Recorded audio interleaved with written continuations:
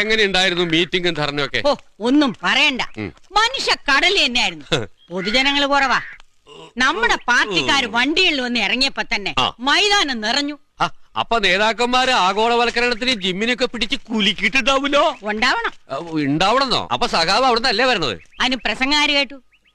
ചെന്നിറങ്ങിയപ്പോ തന്നെ തങ്കമണി സഹാവ് പറഞ്ഞു, കൊടുങ്ങല്ലൂര് വരെ വന്നിട്ട് അമ്മയെ കാണാതെ പോകുന്നത് എങ്ങനെയാണെന്ന്. അമ്മ ഇവിടെ ചെറുപ്പളശ്ശേരിയല്ലേ? അത് എന്റെ അമ്മ.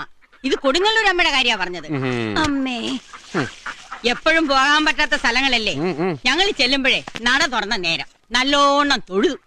അവിടുന്ന് ഇറങ്ങിയപ്പോ സഖാവ് മേരിക്കുട്ടിക്ക് ഒരാശ.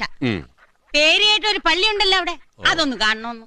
എല്ലാം കഴിഞ്ഞ് തിരിച്ചെത്തുമ്പം മൈക്കിലൂടെ വിളിച്ചു പറയുന്നു, കിനാശ്ശേരി ഭാഗത്തു നിന്ന് വന്ന സഹാക്കൾ സ്കൂളിന്റെ തെക്ക് ഭാഗത്ത് പാർക്ക് ചെയ്തിരിക്കുന്ന വണ്ടികളിൽ കയറണമെന്ന്. മീറ്റിംഗ് ഒക്കെ കഴിഞ്ഞേ, എന്നാലും യാത്ര സുഖമായിരുന്നു. പാർട്ടിക്കാര് നമ്മളെ കഷ്ടപ്പെട്ട് കൊണ്ടുപോകുന്നത് അമ്പലം പള്ളി കാണിക്കാനാ. ആത്മാർത്ഥ വേണം സഖാവേ, ആത്മാർത്ഥ. ഒരുപാട് സഖാക്കൾ തല്ലുകൊണ്ടും ജീവൻ കൊടുത്തും. മതി മതി. ഏത് സമ്മേളനം കഴിഞ്ഞ് വന്നാലും സഹാവിന്റെ സ്വഭാവം ഇതാ.